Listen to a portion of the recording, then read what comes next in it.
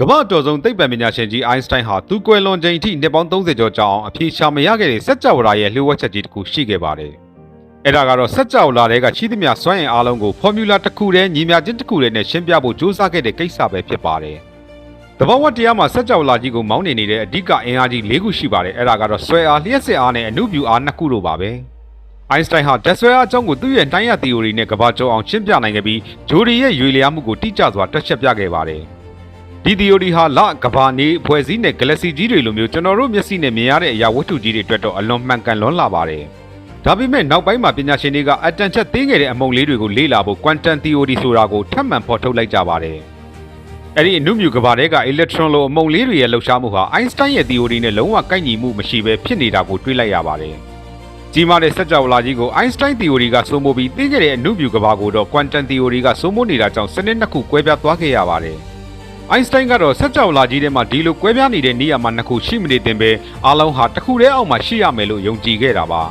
အဲ့ဒီလိုကြီးမားတဲ့အရာတွေနဲ့တင်းငယ်တဲ့အရာတွေအားလုံးကိုဖော်မြူလာတစ်ခုတည်းနဲ့ပေါင်းစည်းနိုင်မဲ့အရာကိုမဟာညီညွတ်ခြင်း theory လို့ခေါ်ပါတယ်အိုင်းစတိုင်းဟာ quantum ကဘာရဲ့ရေရာမှုမရှိတဲ့သဘာဝကိုမကြိုက်လို့ဘုရားသခင်ဟာစัจ java လာကိုအန်စာတုံးကစားပြီးမဖန်တီးခဲ့ဘူးလို့တောင်ညှင်းဆိုခဲ့ဘူးပါတယ်ဒါကြောင့်သူဟာအားလုံးကိုပေါင်းစည်းမဲ့တင်ရှားညီမျှခြင်းတွေကိုတစ်နေ့ညစ်မပြတ်နှစ်ပေါင်းများစွာအသေးအံတွက်ချက်ရင်းအချိန်ကုန်ဆုံးခဲ့တာပါtheory တစ်ခုတည်းအောက်မှာအားလုံးကိုပေါင်းစည်းနိုင်ရင်တဘာဝတရားရဲ့အမြင့်ဆုံးလျှို့ဝှက်ချက်နဲ့ဖန်တီးရှင်ရဲ့စိတ်ကူးကိုပါသိနိုင်မယ်လို့သူကမျှော်လင့်ခဲ့တာပါဒါပေမဲ့ Einstein ဘလောက်ပဲစူးစမ်းပါစေဓာတ်ဆွဲအားကို quantum နဲ့ထည့်တွက်လိုက်တိုင်းသင်္ချာသဘောရအဖြေဟာမရှိတော့ပဲပျက်စီးသွားခဲ့ရပါတယ်1955ခုနှစ်မှာ Einstein ဟာနှလုံးရောဂါနဲ့ဆေးရုံတက်ခဲ့ရပါတယ်သူဟာသေလူဆက်ဆက်အချိန်ထိဆေးရုံကတင်ပေါ်မှာအဲ့ဒီညီမျှခြင်းတွေကိုဆက်တွက်နေခဲ့တာပါသူကွယ်လွန်သွားတဲ့ညပါတယ်သူနောက်ဆုံးရေးချစ်ခဲ့တဲ့စက္ကူအစုပ်လေးဟာသူ့ရဲ့ကတင်ဘေးမှာဘာအဖြေမှထွက်မလာပဲဒီတိုင်းကြံရစ်ခဲ့ပါတယ်